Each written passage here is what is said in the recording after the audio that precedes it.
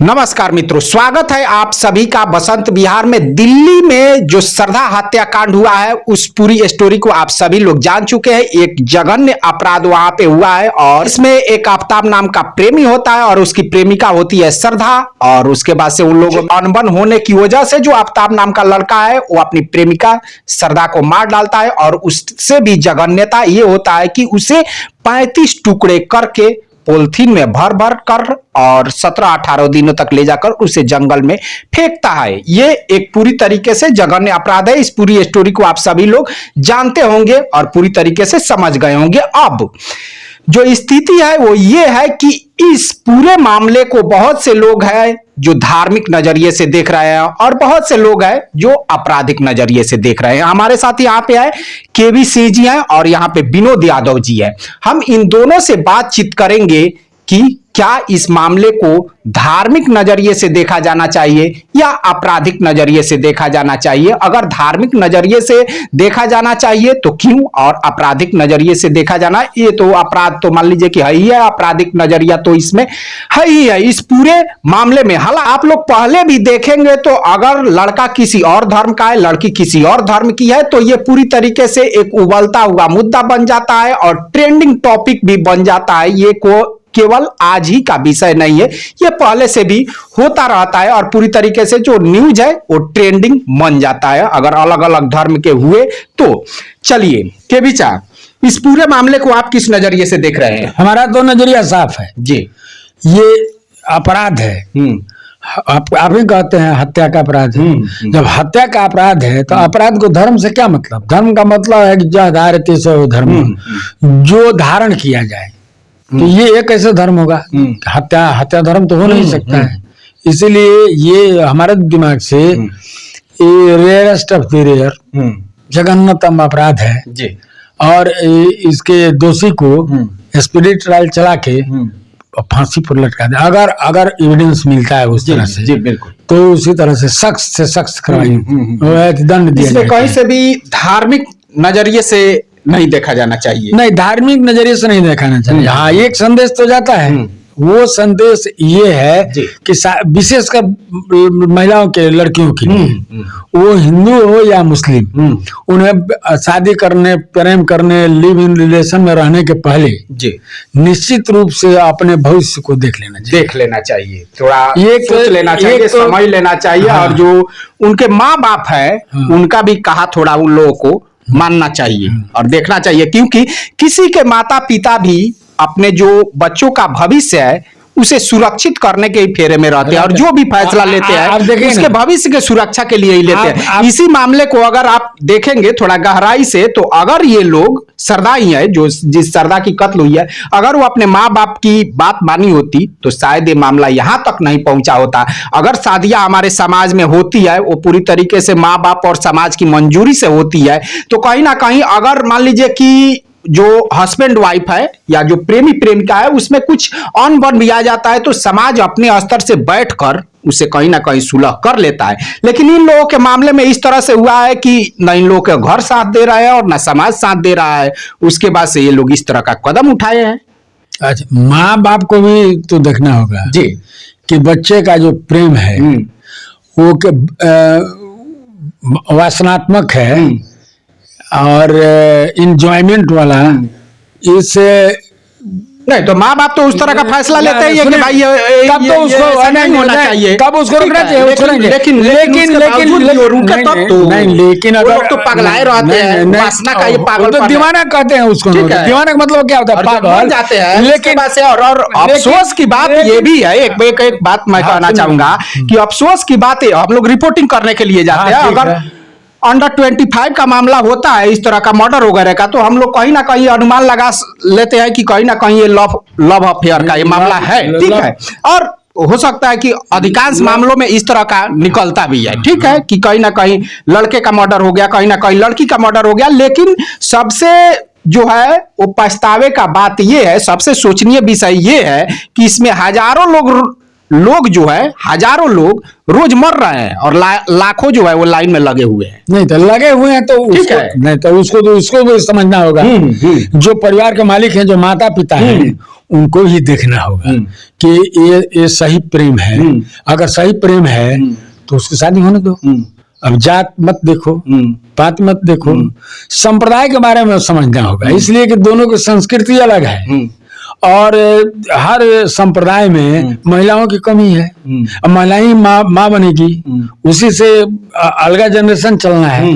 और इस परिस्थिति में कुछ संप्रदाय के लोग हैं, उसमें वो लोग क्या करते हैं, अपना संप्रदाय बढ़ाने के लिए, जो लोग जैसे इस्लाम इंटरनेशनल है, इसके पास ताकत पैसा बहुत है, ये उससे लक्ष्मी सब दो शर्ती है, इसीलिए उस लक्ष्मी का उपयोग करके शादी विवाह में फंसाता है। चलिए ठीक है, हम इसको थोड़ा विनोद यादव जी से समझ करके उसके परिवार का अभिभावक को निर्णय लेना चाहिए। अगर निर्णय शाश्वत प्यार है, सही प्यार है बच्ची का, तो शादी नहीं तो उसका तो कोई थर्मामीटर नहीं ना है कि जांच कर लिया जाएगा कि भाई है कि नहीं है। और प्यार पहले पवित्र ही होता है, उसके बाद से पापी बन जाता है। ठीक है, नहीं कभी पवित्र बराबर नहीं होता। ठीक है, पवित्र है या गलत है, कैसा है, इन लोगों का भी प्यार तो ऐसा ही था, नहीं था तो दोनों खुशी खुशी रिलेशनशिप में रह रहे थे। जिस तरह से मान लीजिए कि लिव इन रिलेशनशिप कहा जाता है, ठीक है, वो स्नातक था। शादी हो जाने के बावजूद भी इस तरह के तो मामले आते रहते हैं कि उसने उसको मार दिया, उसने उसको मार दिया। ठीक है, मौज मस्ती का था जी, इंजॉयमेंट का था। इस चीज को आप नहीं अंतर कर सकते हैं, इसको अंतर करना पड़ेगा ना। ये चीज यही नहीं देखना है। लड़की समझ नहीं पाई इसको, लड़की नहीं समझ पाई, आप समझिए, नहीं परिवार समझे, उसके बाद विवाह को समझना चाहिए। तो अभिभावक क्या करेंगे, वो बागी होकर घर से निकल गई, क्या करेंगे? उसको डोरी में बांधकर खींचते नहीं ना रहेंगे? क्यों नहीं, कहाँ से खींचते रहेंगे? वो मान लीजिए कि मैच्योर्ड है, बालिक है, उसको वो क्या कर सकते हैं? शादी करने के अधिकार दिए हुए हैं, लेकिन एक सोशल पावर है कि नहीं?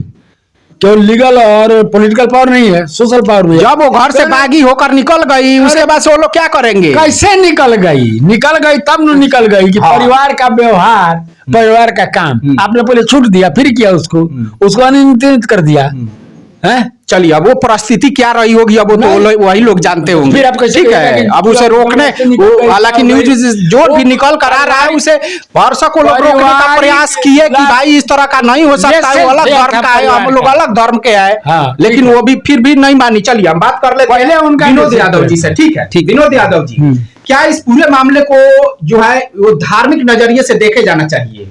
जय श्री राम। देखिए, दो धर्म का प्यार हुआ है तो धार्मिक नजर से तो देखना चाहिए। जब भी होता है जी, तब भी इस तरह का मान लीजिए कि नजरिया आ जाता है, होता है। ठीक है, वो चाहे हिंदू लड़का हो या लड़की हो या जो भी हो, मान लीजिए कि अलग अलग धर्म के होते हैं, तो इस तरह का उन्माद उठता है। एक उसके पास जाकर गई, वो अपना जिंदगी उसके पास सबक है। जो लोग, जो भी युवा है, वो युवा है, ये जो मामला है पूरे युवाओं के लिए और लड़कियों के लिए एक सबक है, एक सबक है। ये इससे उन लोगों को सीखना चाहिए जो ये दिना जो मोहब्बत है इन लोगों का। और कभी देखिए इसमें होता क्या है, हम लोग भी अपने आसपास में देखते हैं या गांव जवार जहां भी जाते हैं, इसमें प्यार मोहब्बत में तो भाग जाते हैं, ठीक है। इसके बाद से लड़का जो है लड़की को दोष देने लगता है, लड़की तुम्हारी वजह से हम बर्बाद हुए, तो तुम्हारी वजह से हम बर्बाद हुए। और उसके बाद से जब गांव जवार में पूरा इज्जत फजीयत हो जाता है तो वो भी लौट आते हैं, और वो भी लौट आते हैं। नहीं लौटने के बाद से मान लीजिए कि कुछ दिनों के बाद ऐसे ही कहीं अलग वो मर गया, कहीं अलग वो मर गया,